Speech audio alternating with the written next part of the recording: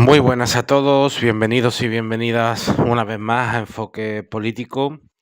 Hoy vamos a hablar de algo que está empezando a aparecer en distintos barrios de la ciudad de Sevilla y que si no se analiza bien puede acabar generando más problemas de lo que pretenden solucionar. Hablamos del fenómeno de las patrullas vecinales. En barrios como La Plata, El Cerezo o Rochelle se están empezando a organizar y a vigilar las calles por su cuenta, aunque ayer fue un fracaso absoluto, hay que decirlo, la convocada en La Plata. El motivo es claro, estas personas tienen una sensación de creciente inseguridad, de problemas de convivencia, de suciedad en las calles y de presencia cada vez más visible de personas viviendo en condiciones muy precarias. Es importante empezar diciendo algo con claridad. La desesperación del vecindario es comprensible cuando un barrio se deteriora, cuando los servicios públicos fallan, cuando parece que las instituciones no aparecen. Lo normal es que la gente se sienta abandonada.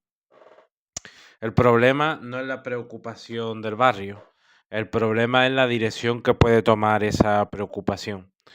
Porque organizar patrullas vecinales para enfrentarse con vagabundos, delincuentes o personas marginadas no es una solución y de hecho puede convertirse en el principio de algo mucho más peligroso. Hoy vamos a intentar explicar por qué.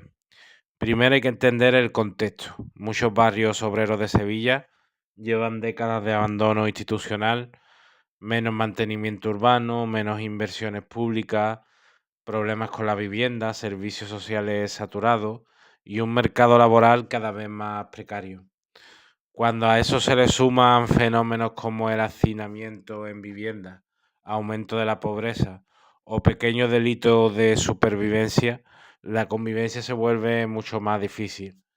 El resultado es una mezcla muy peligrosa, rabia, frustración y miedo, y cuando la gente siente que nadie le protege, aparece una idea que se repite muchas veces en la historia. Si nadie hace nada, tendremos que hacerlo nosotros. Así nacen las patrullas vecinales, pero hay algo importante que debemos recordar. Las soluciones que nacen desde la desesperación no siempre solucionan el problema. A veces lo empeoran incluso más. Las patrullas vecinales parten de una lógica muy sencilla. Si hay delincuencia o problemas en el barrio, hay que señalar a quienes se consideran culpables, personas sin hogar, inmigrantes pobres, gente que vive en la calle o en pisos saturados. Pero aquí aparece una trampa muy antigua en la historia social, la trampa del último contra el penúltimo. Es decir, pobres contra pobres, trabajadores contra trabajadores, vecinos contra personas que en realidad están sufriendo el mismo sistema, porque la persona que duerme en un banco no tiene ningún tipo de poder político. El inmigrante explotado en la hostelería o en la construcción no tiene poder económico. El joven que vive en un piso con 10 personas tampoco decide cómo funciona la economía. Sin embargo, en momentos de tensión social, la rabia del barrio se dirige hacia ellos. Y cuando eso ocurre, los verdaderos responsables desaparecen del debate. ¿Y por qué ocurre esto? Porque es mucho más fácil señalar al vecino pobre que cuestionar un modelo económico entero. España lleva décadas apostando por un modelo basado en tres pilares muy claros: servicios de valor añadido, turismo masivo, construcción, sectores donde el elemento clave es la mano de obra barata. Para que eso funcione necesitan trabajadores vulnerables, con bajos salarios, que no puedan negociar demasiado y que estén en situaciones precarias. Muchas personas que emigran a España pensando que podrán vivir dignamente, cuando llegan, pues se encuentran con otra realidad: jornadas largas, alquileres imposibles, sueldos muy bajos. Entonces ocurre lo que ya conocemos en muchos barrios obreros: el hacinamiento. Pisos pequeños donde viven 15 o incluso hasta 20 personas. Habitaciones alquiladas a precios abusivos, condiciones de vida que generan tensiones constantes. Y esa presión social no estalla en los barrios ricos, estalla en los barrios obreros. Los barrios obreros se convierten así en un laboratorio donde se concentran todos los problemas del sistema. Desigualdad creciente, precariedad laboral, vivienda cara, servicios públicos insuficientes, y en ese contexto la convivencia se vuelve frágil. Si además el Estado está ausente o aparece solo de forma policial, el mensaje que recibe el vecino es muy claro: estáis solos. Y cuando la gente cree que está sola, empieza a organizarse como puede. Ahí es donde aparecen las patrullas vecinales, pero ese camino tiene un riesgo enorme, porque cuando grupos de vecinos empiezan a patrullar calles para defender el barrio, el paso hacia la estigmatización de colectivos enteros es muy pequeño. Y en la historia de Europa hemos visto muchas veces a dónde puede llegar eso. El fascismo histórico no nació solo de ideologías extremas, también nació de frustraciones sociales mal canalizadas. Cuando las condiciones de vida empeoran y la gente pierde confianza en las instituciones, aparece un discurso muy seductor: los problemas del barrio no vienen de arriba, sino de abajo.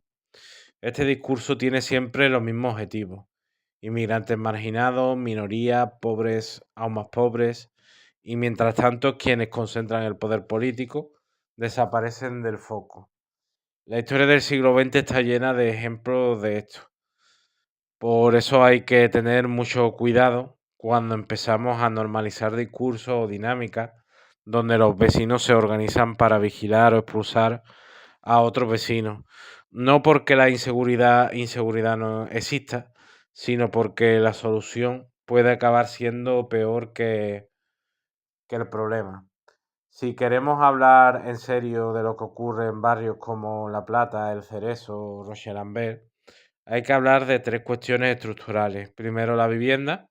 En muchas ciudades españolas el acceso a la vivienda se ha convertido en un problema enorme por la escasez, por alquileres disparatados, fondos de inversión comprando viviendas. El resultado es precariedad residencial y hacinamiento. El mercado laboral, que es un modelo que necesita trabajadores mal pagados, genera barrios cada vez más tensionados. Y el tercero, la falta de inversión pública en barrios obreros. Cuando los servicios públicos se deterioran, el tejido social también se deteriora. No es casualidad que estos conflictos aparezcan siempre en los mismos lugares. Entonces, ¿qué se puede hacer? Pues la salida, desde luego, no pasa por las patrullas vecinales, no pasa por señalar a los más débiles, no pasa por convertir el barrio en un campo de sospecha permanente. La salida pasa por la organización política y social, por exigir salarios decentes, vivienda digna, regulación de alquileres, servicios sociales fuertes, inversión pública en barrios populares y sobre todo por entender algo fundamental: el vecino pobre no es el enemigo.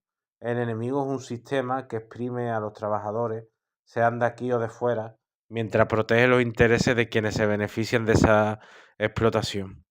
La rabia del barrio es real, la frustración es real, el miedo también, pero la cuestión clave es hacia dónde se dirige esa rabia. Si se dirige hacia abajo, ese resultado: división, conflicto entre vecinos, y eso solo puede traer más deterioro social.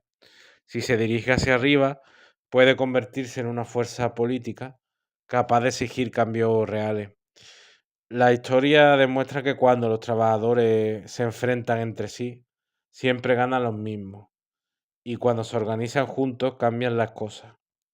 La pregunta que queda en el aire es sencilla: ¿queremos barrios vigilados por vecinos enfrentados entre sí, o barrios fuertes, organizados y con derechos garantizados? Porque la diferencia no es pequeña, es literalmente la diferencia entre dividir al barrio o transformarlo. Si te ha resultado interesante este análisis, compártelo y recuerda: entender los problemas es el primer paso para solucionarlos. Esto es todo. Nos vemos en los siguientes episodios. Un saludo.